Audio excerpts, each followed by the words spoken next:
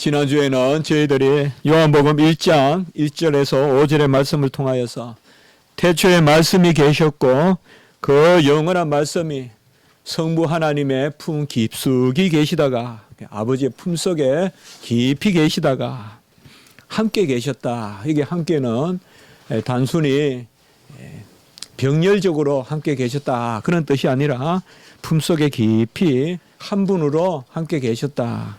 함께 계시다가 이 말씀으로 또 말미암아 하나님이 만물을 지으셨다. 그 말씀을 우리가 살펴보았습니다.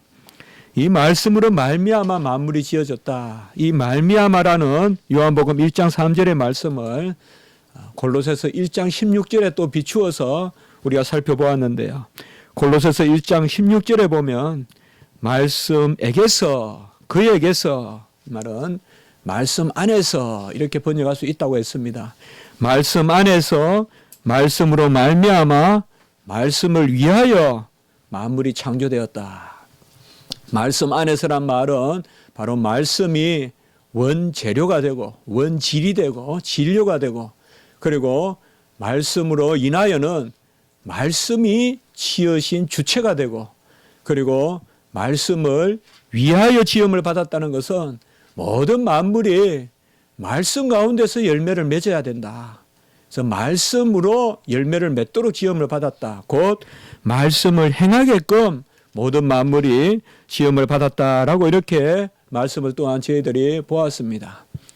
이러한 생명이 특별히 우리 인간에게는 하나님의 형상으로 주어지는데 이 하나님의 형상으로 생기가 생명이 된 창세기 2장 7절에 그 말씀.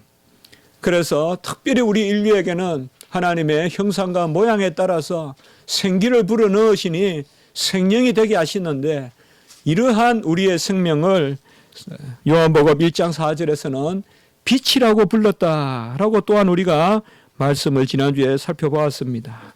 특별히 모든 생명은 피조물의 존재를 이야기한다고 한다면 특별히 빛은 우리 인류의 존재를 의미한다. 바로 빛이라는 것은 물리적인 그런 빛을 의미하는 것이 아니라 영적인 빛, 곧 영생, 생명, 인격적인 생명, 곧 사람의 어떠함, 하나님의 형상을 의미한다라고 그렇게 말씀을 보았습니다.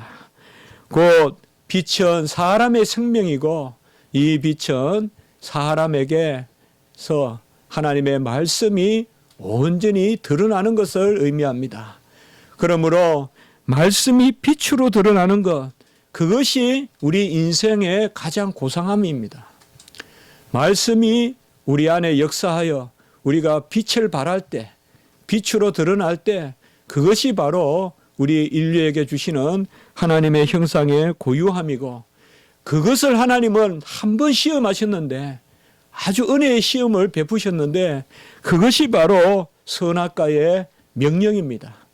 이 선악과의 명령 가운데서 하나님은 말씀이 온전히 열매를 맺는 우리가 아까 골로새서 1장 16절에서 보았지만은 말씀을 위하여 지음을 받은 인류가 그 하나님의 명령에 순종했으면 그 말씀의 열매인 영생을 맺게 하시는 그것을 바로 언약을 통하여서 맺으셨습니다.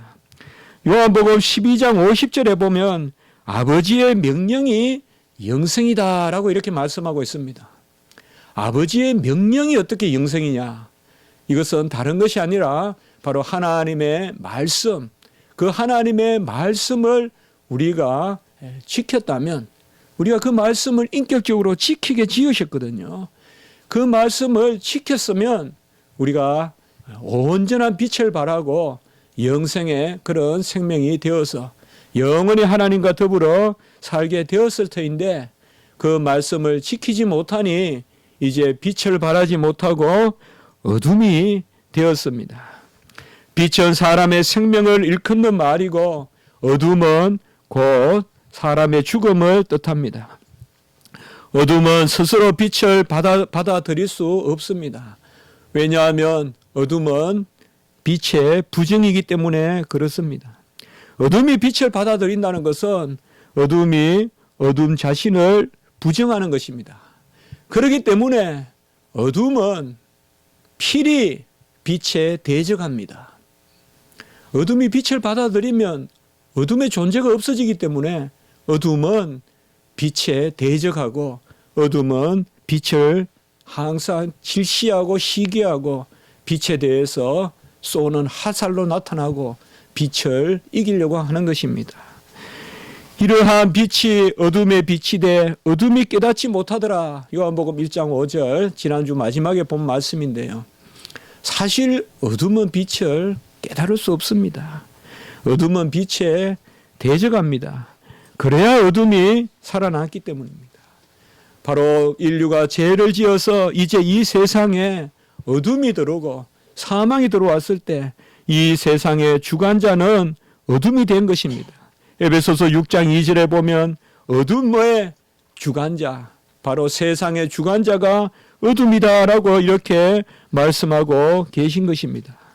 죄로 말미암아 하나님의 빛을 영롱하게 바라고 그 빛의 극단인 영생의 삶을 살아야 될 그런 인류가 이제 하나님의 뜻을 거역하고 그 빛의 말씀을 거역하니 어둠이 된 것입니다. 어둠이 들어왔을 뿐만 아니라 이제 어둠이 되어버린 것입니다. 어둠은 스스로 그것을 물리칠 수가 없습니다. 달려가는 수레는 스스로 설 수가 없습니다. 어둠은 빛을 받아들일 수가 없고 어둠은 빛에 대적할 뿐인 것입니다. 오직 어둠을 물리치고 사망을 물리치는 것은 어둠 편에서 일어나는 일이 아니라 빛의 편에서 일어나야 되는 것입니다. 빛이 임해야 되는 것이지 어둠이 스스로 빛을 영접할 수가 없습니다. 우리가 절망할 때, 힘들 때, 어둠에 속할 때, 암중모색할 때 우리는 그저 헤맬 뿐입니다. 빛은 외부로 들어오는 것입니다. 창틈으로 들어오는 것이지 내 속으로부터 뻗어나가는 것이 아닙니다. 내가 힘들다고 아무리 몸부림치도 내 안에서 빛이 나오지는 않습니다. 바로 빛이 외부에서 들어와야 되는 것입니다. 요한복음 1장 9절에 보면 참빛 그 세상에 와서 각 사람에게 비추는 빛이 있었나니 빛이 세상에 오신 것입니다. 빛이 와야 어둠이 물러가는 것입니다. 그 참빛, 특별히 참빛이라고 한 것은 워낙 빛을 칭하는 가장된 빛이 많으니까, 세속적인 빛이 많으니까 진정한 생명의 빛, 참빛, 그 참빛이 세상에 와서 각 사람에게 비추었다고 하는 것입니다. 이 빛은 각 사람에게 비추되 단지 비추는 것이 아니라 사람 안에 들어오고 사람을 빛으로 만드는 것입니다. 그래서 이 빛을 영접하기만 하면 이제는 우리가 빛이 되어서 빛을 비추는 것입니다. 그래서 이 참빛을 비춘다는 것은 곧 빛이 된다는 것입니다. 에베소서 5장 8절의 말씀에 보면 너희가 전에는 어둠이더니, 어둠이었습니다. 우리가 죽음이었습니다. 어둠이더니 이제는 주 안에서 빛이라 라고 이렇게 말씀합니다. 이제는 우리가 빛입니다. 생명입니다. 그리하여 빛의 자녀들처럼 행하라. 우리는 고백의 신앙을 가지고 있습니다. 나의 어떠함을 자취하고 불문하고 우리는 고백의 신앙을 가지고 있습니다. 우리는 모두 빛의 자녀들입니다. 불가항력적으로 빛이 내 안에 들어와서 빛이 나이기 때문에, 나를 규정하는 것이 이제는 빛이기 때문에 우리의 속된 모습이 남아있더라도, 어둠에 속한 흔적들이 있더라도 우리는 빛의 자녀들입니다. 그래야 빛의 자녀들처럼 행하라 라고 이렇게 말씀하고 계시는 것입니다. 오늘 본문은 지난주에 제가 잠깐 미리 말씀을 드렸듯이 특별히 지난주는 창조의 그런 말씀에 대해서 나누었다면 오늘은 구속의 말씀, 우리를 구원하는 그 말씀에 대해서 오늘은 좀 더 여러분과 나누어 보고자 하는 것입니다.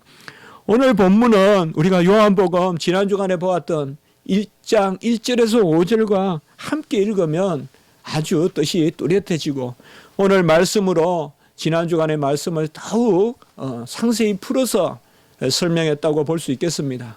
어떻게 보면 요한복음은 좀 더 이론적인 그런 말씀이라고 한다면 요한 서신은 좀 더 뭐라 그럴까요? 풀어서 이렇게 성도들을 깨우치는 그런 말씀이라고 하겠습니다.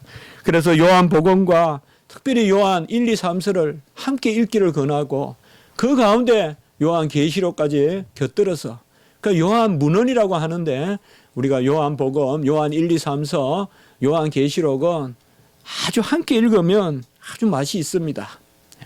요한복음은 원리를 가르친다면 요한서신은 삶을 이야기해요. 그래서 말씀대로 살지 않으면 거짓말하는 자니 계명을 어기면 거짓말 이런 말씀이 많이 나와요.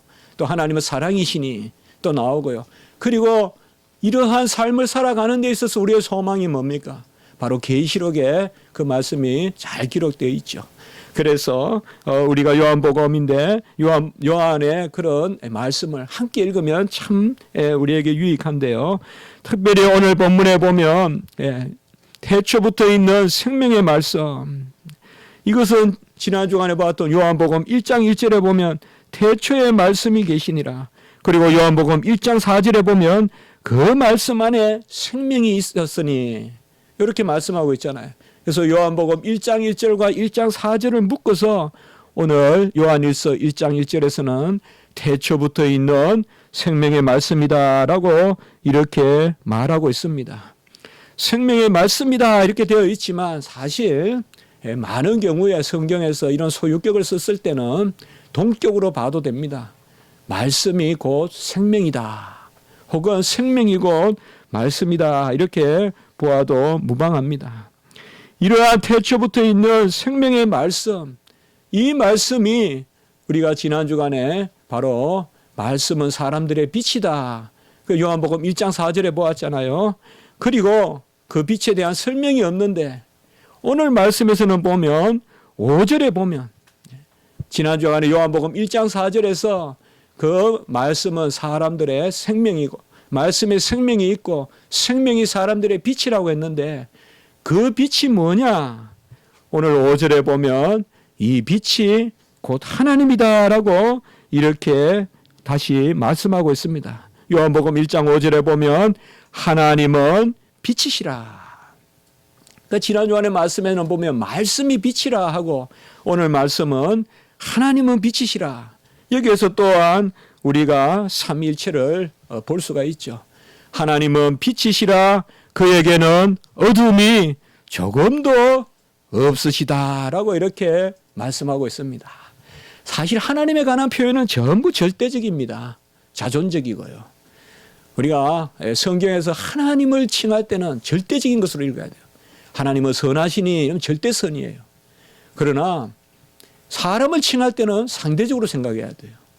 욥이 어렵고 당대에 순전하다 그러면 욥은 절대적인 어려움이 아니에요. 절대적인 순전함이 아니고. 그러나 오늘 여기에 보면 어둠이 조금도 없다. 이런 것은 사실 필요가 없는 말이에요. 하나님은 빛이면 절대적인 빛이에요. 그런데 왜 이렇게 설명했을까요? 이게 서신서니까 말이에요. 제가 아까도 말씀드렸듯이 서신서이니까 이렇게 풀어서 강조해서 하나님은 빛이시다 하면 돼요. 그럼 우리가 다 받아들여야 돼요. 절대적인 빛, 자존하시는 빛, 영존의 빛. 그렇게 받아들여야 되는데 오늘 여기에 보면 그에게는 어둠이 조금도 없으시다. 바로 하나님은 빛이시고 생명이시고 그에게는 어둠이 조금도 없으시다. 사망의 그늘이 없으시다라고 이렇게 말씀하고 계십니다. 오늘 1장 5절에서 보면 이 땅에 오신 참빛인 그런 예수 그리스도께서 하나님이시라는 것을 분명히 선포하고 있습니다. 이 생명의 말씀이 빛이다. 지난 시간에 보았죠. 우리가 지난 주간에 보았죠. 바로 빛은 사람들의 생명을 뜻한다. 하나님의 형상을 뜻한다. 그런데 오늘 여기서 보면 이 생명을 또한 좀 더 구체적으로 2절에 보면 이 생명이 나타난 바 되지라 바로 이어서 뭐예요? 영원한 생명이라고 이야기하고 있습니다. 우리가 요한복음을 읽을 때 생명이란 단어와 영원한 생명이란 단어에 대한 그런 또 많은 주석학자들의 이야기들이 있습니다. 그러나 대체로 여러분들이 생명이라고 할 때 영생이라고 보면 무방합니다. 여기에 영원한 생명이라고 번역되어 있는데 굳이 이것을 영원한 생명이라고 번역할 필요가 있었겠느냐? 영생으로 번역하면 됩니다. 영생으로. 물론 영원한 생명과 영생은 같다고 여겨질 수도 있지만 사실상 어감이 좀 다릅니다. 영원한 생명이라고 우리가 풀어서 설명을 하게 되면 길이만 생각하기 쉬워요. 우리가. 시간적인 생만 하기 쉬워요. 그러나 성경에서 본래 eternal life, 헬라어로 말하면 조에 아이오니스라고 하는데요. 영원한 생명이라고 번역되는 것은 단순히 물리적 길이에 말하는 그런 물리학에서 말하는 그런 영원함을 이야기하는 것이 아니라 언약적인 개념이에요. 그래서 영원한 생명이라고 번역하기보다는 다른 곳에는 보면 많이 영생이라고 번역되어 있어요. 그냥 영생이라고 하면 돼요. 영생이라는 것은 뭐냐? 우리가 영생이 뭐냐라고 했을 때 자주 그렇게 나누었죠. 하나님의 완전한 자녀됨. 이렇게 우리가 많이 이야기했잖아요. 영생은 언약의 열매다. 그리고 영생은 하나님의 완전한 자녀됨이다. 곧 하나님과 더불어 사는 것이다. 하나님을 비추는 것이다. 그게 우리가 영생이라고 그렇게 자주 이야기를 했잖아요. 영생은 그저 영원히 죽지 않는 것, 그걸 의미하는 것이 아니라 영원히 하나님의 자녀됨이다. 오늘 여기에 보면 이 생명이 나타내신 바 된지라 이 영원한 생명, 영생은 특별히 이 영원한 생명이 오늘 뭐로 표현이 되어 있느냐? 3절에 보면 사귐이란 단어가 나옵니다. 3절에 사귐이란 단어가 나오고 6절에도 7절에도 나옵니다.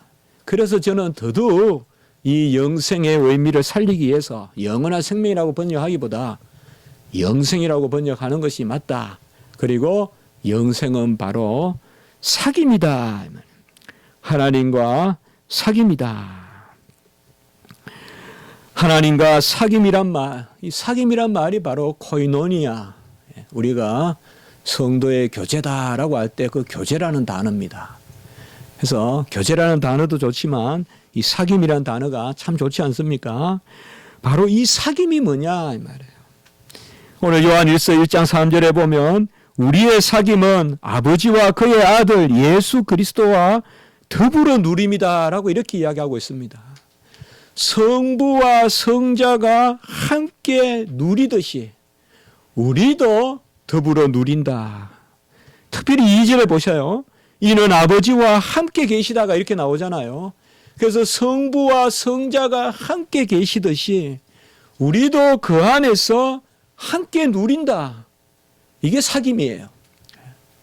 이게 영생이에요. 영생이란 개념은 어떻게 보면 오늘 여기에서 가장 성경에서 정확하게 표현해 주고 있는 거예요. 아버지와 아들이 하나가 되시듯이 우리도 그 안에서 하나가 되어서 영원히 자녀로서 사는 것. 이것이 바로 영생입니다. 영생은 달리 되는 것이 아니라 예수 그리스도의 영을 받아서 우리가 함께 자녀가 되는 것입니다. 로마서 8장 17절에. 그래서 우리가 요한복음 14장에서 17장까지는 뭐예요? 보혜사 성령의 임재를 예수님이 계속 가르쳐주고 계시잖아요. 마가의 다락방 강화, 마지막 예수님이 가르쳐주시는 유언과 같은 말씀, 거기에서는 성령, 보혜사 성령의 임재를 가르치고 요한복음 14장에서 16장까지요. 그리고 요한복음 17장에 보면 예수님의 대제사장적 기도가 나오잖아요. 이 기도의 가장 큰 핵심이 뭐냐? 바로 사귐이에요. 사귐. 그래서 예수님의 가장 큰 기도 제목은 이제 잡히시기 전에 보혜사 성령이 임하면 그걸 요한복음 14장에서 16장까지 유언과 같이 가르쳤죠. 가장 중요한 말씀이라고 제가 몇 번 말씀을 드렸죠. 신약시대 성도들이 가장 깊이 새겨야 될 말씀을 하나님은, 예수님은 가르쳐 주셨는데 그게 바로 마가 다락방의 유언과 같은 말씀, 발을 씻기시면서 가르쳐 주신 말씀이다. 요한복음 14장에서 16장. 그것은 보혜사 성령이 우리에게 임한다는 것이다. 보혜사 성령이 임하면 예수님이 우리 안에 들어와 사시는 것이다. 임마누엘이시다. 그것을 말씀하시고, 그리고 요한복음 17장에는 대제사장적 기도가 있는데 그 기도의 가장 중요한 핵심이 뭐냐? 바로 코이노니아, 코뮤니오, 곧 교제다 이 말이에요. 사귐이다 이 말이에요. 요한복음 17장 21절에 보면 아버지여, 아버지께서 내 안에, 내가 아버지 안에 있는 것 같이 그들도 다 하나가 되어 우리 안에 있게 하사. 이것이 바로 우리 주님께서 대제사장적 기도의 핵심입니다. 반복해서 이런 구절들이 요한복음 17장 예수님의 기도에 나오는 것입니다. 곧 영원하신 생명의 말씀이 이제 이 땅에 오셔서 우리에게 영생의 길을 여시는데, 그 영생은 다른 것이 아니라 아버지와 아들이 하나 된 것과 같이 우리도 그 안에서 하나가 된다는 것입니다. 지난 시간에 제가 말씀을 드렸죠. 아버지 품 안에 계신 독생자, 그 품 안에라는 단어가 품 깊이라는 가슴 깊이라고 이야기했죠. 그런 전치사를 썼다고 했죠. 그러면 우리도 마찬가지예요. 사귐이라는 단어는 그저 옆에 손을 잡고 있는 것이 아니라 그가 내 안에, 내가 그 안에 온전한 그리스도와의 연합을 통하여서, 오늘 주일학교도 배우던데요, 온전한 그리스도와의 연합을 통하여서 하나님과 하나가 되는, 그것이 바로 사귐이라는 것입니다. 이러한 사귐이 어찌하여 우리에게 일어납니까? 그것은 오직 예수 그리스도를 믿음으로 말미암은 것입니다. 요한복음 3장 16절, 그를 믿는 자마다 멸망치 않고 영생을 얻게 하려 함이라. 그 사귐에 들게 하려 함이라. 요한복음 3장 36절, 아들을 믿는 자에게는 영생이 있고 아들에게 순종하지 아니하는 자는 영생을 보지 못하고. 이렇게 니고데모에게 주님께서 요한복음 3장에 어찌 거듭나느냐, 성령과 불로 거듭나야 된다고 하셨을 때 전체적인 문맥을 보면 이것이 바로 빛이 들어오는 것이에요. 1장부터 3장까지 쭉 연결해서 읽어보면 바로 빛이 우리에게 들어오는 것이 거듭나는 것이고, 거듭나는 길은 바로 믿기만 하면, 아들 예수 그리스도를 믿기만 하면 우리가 그와 사귐이 있고, 예수 그리스도와 사귐이 있고 예수 그리스도와 하나가 되는 그런 교제에 들어가는 것입니다. 예수 그리스도는 이 땅에 믿음의 대상으로 오셨습니다. 저는 자주 그렇게 생각해 봅니다. 예수님이 이 땅에 오신 가장 큰 목적 중에 하나는 우리가 믿는 대상을 뚜렷이 보여주시려고 오셨다. 사마리아 여인이 알지 못하는 것을 예배 드렸는데 이제 예수님이 나타나심으로 신령과 진리로 예배 드리게 되잖아요. 성령과 진리로 예배 드리게 되잖아요. 예수님이 이 땅에 오신 가장 중요한 목적 중에 하나는 우리가 누구를 믿어야 되고 누구를 예배해야 되는지 우리에게 가르쳐 주셨다는 것입니다. 바로 그 영원하신 생명의 떡, 그 배에서 생수의 강이 흘러나오는 그 생명이신 하나님, 말씀, 그 말씀이 이 땅에 오신 것입니다. 그래서 이제는 그 말씀을 우리가 만지고, 오늘 1절에 보면 주목하여 보고 듣고, 그리고 우리 눈으로 우리가 듣고 보고 자세히 보고 만지바된지라. 영원하신 말씀이 이 땅에 사람으로, 인자로 이렇게 오신 것입니다. 그렇기 때문에 이제는 우리가 말씀에 거하되 말씀으로 영생을 얻되 인자의 살을 먹고 인자의 피를 마셔야 됩니다. 그것이 우리가 빛에 거하는 유일한 길이에요. 이제는 말씀으로 영생에 이르되, 말씀으로 영생에 이르는 길은 레위기를 읽어서 되는 게 아니라, 출애굽기를 읽어서 되는 것이 아니라, 선지자 이사야서를 읽어서 되는 것이 아니라 예수 그리스도의 살을 먹고 예수 그리스도의 피를 마셔야 돼요. 요한복음 6장 53절에 인자의 살을 먹지 아니하고 인자의 피를 마시지 아니하면 너희 속에 생명이 없느니라. 이제 새 언약은 말씀을 순종해야 영생에 이르는데 어떻게 말씀을 순종하느냐? 내가 순종하는 것이 아니라 이 땅에 사람으로 오신 예수 그리스도가 순종하시고 그 예수 그리스도의 순종에 참여하는 것이 우리는 그것을 바로 인자의 살을 먹고 인자의 피를 마신다라고 이렇게 말씀하고 계시는 것입니다. 그러므로 이제는 다른 길이 없습니다. 베드로가 영생의 말씀이 있으니 우리가 어디로 가오리까라고 고백했을 때 그것은 예수 그리스도의 살과 예수 그리스도의 피를 먹고 마시는 것입니다. 주님께서 이 땅에 오신 것은 오늘 특별히 7절에 보면 우리가 중간 부분에 예수의 피가 후반부에 나오죠.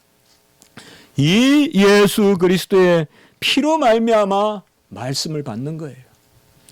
이제는 주님의 살과 피가 아니면 말씀을 받을 길이 없어요. 주님의 살과 피를 떠나서 찢기신 살과 흘리신 피를 떠나서는 말씀을 받을 길이 없어요. 오직 예수 그리스도의 십자가 그 주님의 살과 피에 참여해야 말씀이 내 안에 역사하고 말씀이 흥황하고 말씀으로 온전한 영생의 길에 이르는 것이에요. 그것이 새로운 언약이고 그것이 바로 주님께서 우리에게 영생을 주신 길인 것입니다. 이제 우리는 그 말씀을 듣고 눈으로 보고 자세히 보고 손으로 만지봐낸지라 1장 1절에 이렇게 나와 있습니다. 저는 이 구절을 볼 때마다 항상 어린아이를 떠올립니다. 어린아이를 떠올리면 금방 이 구절이 보입니다. 아이가 예수님 품에 안겨서 하는 짓입니다. 예수님이 하시는 말씀을 듣고 그리고 예수님을 보고 보되 뚜려지게 보고 자세히 보고 그리고 예수님을 만지작 얼굴을 하는 것입니다. 바로 주님께서는 우리가 만지면서 신앙생활하고 우리가 들으면서 신앙생활하고 우리가 삭개와 같이 자세히 보면서 신앙생활하고 도마와 같이 만지면서 신앙생활하게 하고 12의 혈류병 환자와 같이 만지면서 신앙생활하게 하시려고 오셨어요. 그러나 예수님을 만져야 돼요. 어떻게 만져야 되느냐? 성령의 임재로 그를 믿음으로 만지게 되는 것이에요. 믿음으로 예수님을 만지는 것이에요. 다른 길은 없습니다. 주를 믿으면 만지는 것이요. 주를 믿으면 듣는 것이요. 주를 믿으면 보는 것이요. 주를 믿으면 자세히 보는 것이요. 도마와 같이 만지자는 것이 아니에요. 12의 혈류병 환자같이 옷깃을 만지자는 것이 아니에요. 이제는 믿기만 하면 주님을 만지는 것이요. 자세히 보는 것이요. 믿기만 하면 그의 음성을 듣는 것입니다. 우리 안에 진리의 말씀이 있어야 돼요. 우리 안에 생명의 말씀이 있어야 돼요. 오늘 8절과 10절에 보면 마지막 부분이 우리를 탁 긁고 넘어져요. 진리가 우리 속에 있지 아니할 것이요. 10절에 보면 그의 말씀이 우리 속에 있지 아니하리라. 이것은 같은 말입니다. 진리가 곧 말씀이죠. 같은 말씀은 이렇게 썼습니다. 진리가 우리 속에 있지 아니하고 그의 말씀이 우리 속에 있지 아니하냐. 누구냐? 진리가 있지 아니하는 사람은 죄가 없다고 합니다. 죄가 없다고 하는 사람은 뭐예요? 내 의를 내세우는 사람이에요. 십자가를 부인하는 사람이에요. 십자가를 부인하는 사람은 죄가 없다고 해요. 진리가 없고 말씀이 없으면 나는 죄가 없다고 해요. 그러나 주님의 말씀과 주님의 진리가 우리에게 임하면 내가 죄인이라고 고백한다고 이야기하고 있습니다. 9절에 보면 우리가 우리 죄를 자백하면 이것이 바로 진리의 역사요 말씀의 역사인 것입니다. 같이 합시다. 주의 말씀은 진리니이다. 같이 합시다. 아버지의 말씀은 진리니이다. 요한복음은요 우리가 쫓아갈 만큼 논리적인데 아주 논리적이에요. 그래서 저는 요한복음보다 더 논리적인 걸 본 적이 없어요. 놀랍게 논리적이에요. 제가 요한복음을 한번 다 언제 이렇게 금방 이렇게 강의한 적이 있고 요새도 새벽 예배 또 요한복음을 보지 않습니까? 아주 놀랍습니다. 아버지의 말씀은 진리니이다. 요한복음 17장 17절 아까 대제사장 기도에서 주님께서 고백했잖아요. 여기에 보면 사실 진리와 말씀을 동격으로 써놓고 이렇게 나누어서 지금 설명하고 있죠. 바로 하나님의 말씀은 아들은 이 땅에 오신 진리의 말씀입니다. 그 말씀이 임하면 우리는 죄를 내어놓게 되어 있습니다. 그 말씀 진리가 임하면 우리는 죄를 자백하게 되어 있습니다. 그러면 하나님은 미쁘시고 의로우사, 미쁘시다는 것은 신실하심을 뜻합니다. 신실하심은 바로 우리에게 진리만 가르쳐 줄 뿐만 아니라 은혜를 주신다는 것입니다. 같이 합시다. 은혜와 진리가 충만하시다. 항상 우리가 성경에서 진리를 볼 때는 은혜를 기억하세요. 은혜가 보이거든 진리를 기억하세요. 이 두 말씀은 함께 가는 것이에요. 은혜는 사랑이라고 할 수 있어요. 하나님 편에서의 사랑이 은혜예요. 우리 편에서의 사랑은 뭐예요? 그 은혜를 누리는 것이에요. 그래서 은혜와 진리가 충만하다.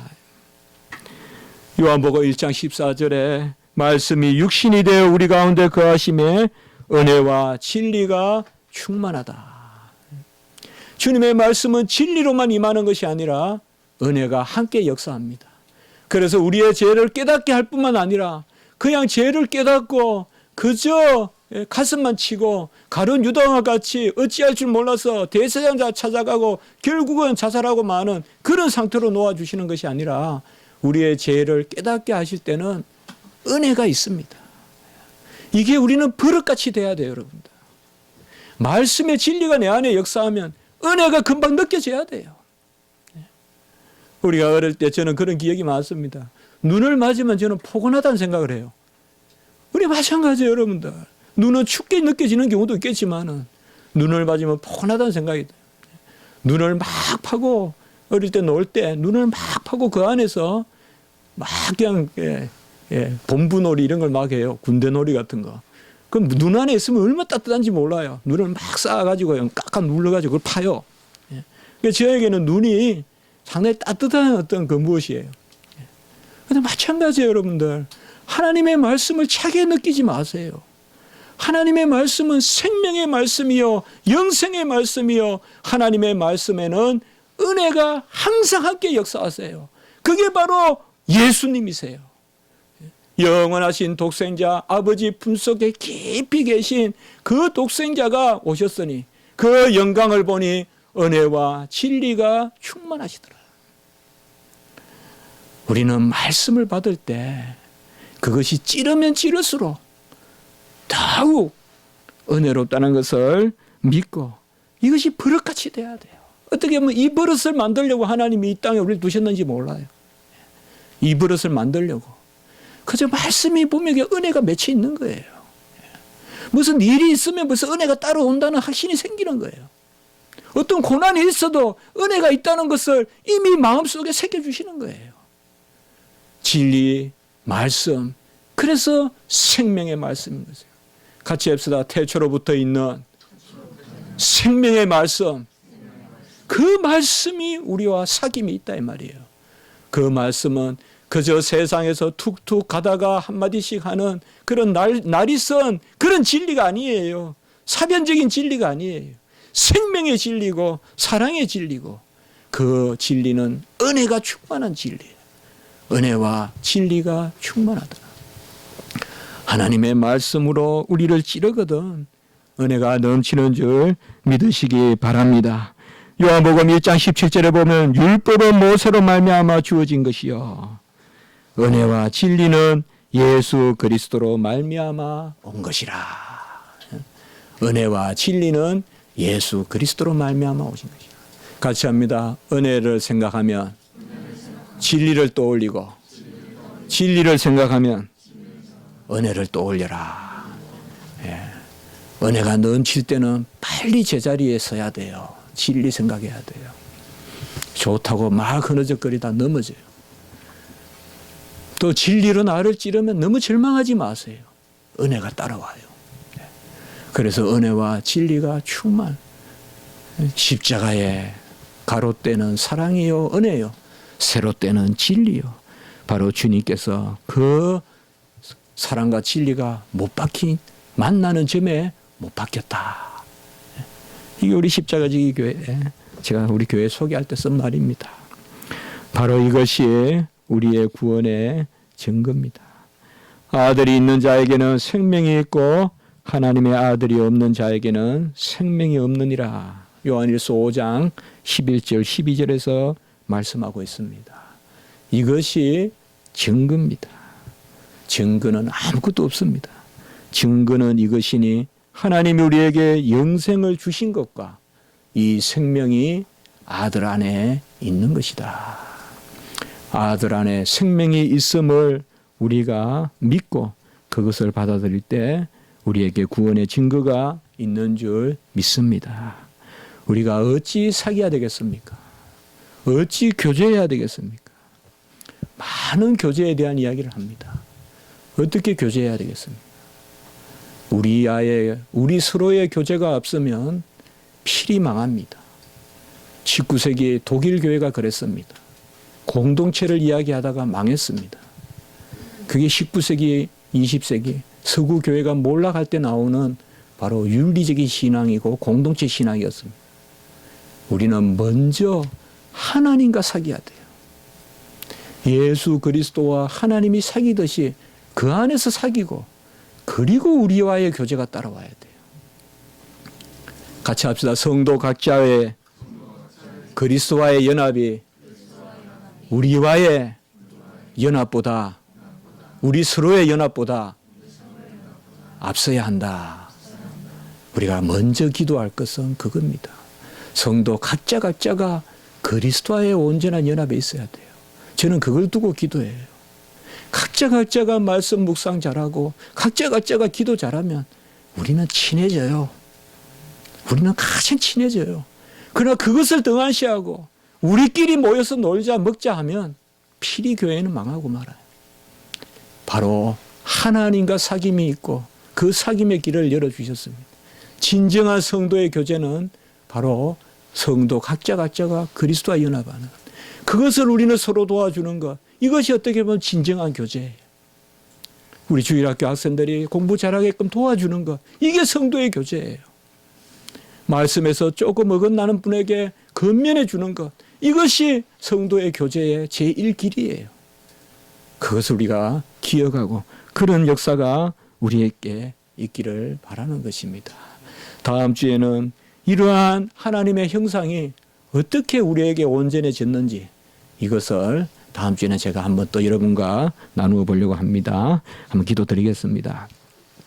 거룩하고 자비로우신 하나님 아버지, 말씀의 진리와 또 은혜의 그 구원의 역사를 이루심으로 은혜와 진리가 충만하신 예수 그리스도, 영원하신 생명의 말씀, 그 말씀과 우리가 사귐 있게 해주시니 감사를 드립니다. 이 사귐으로 기뻐하게 하시고 이 사귐을 추구하게 하시고 이 사귐에 열매를 맺을 수 있도록 주여 도와 주시옵소서. 우리 모든 성도님들, 우리 자녀들 이 사귐이 있게 해주시옵소서. 구주 예수 그리스도 이름으로 감사하며 기도드리옵나이다. 아멘.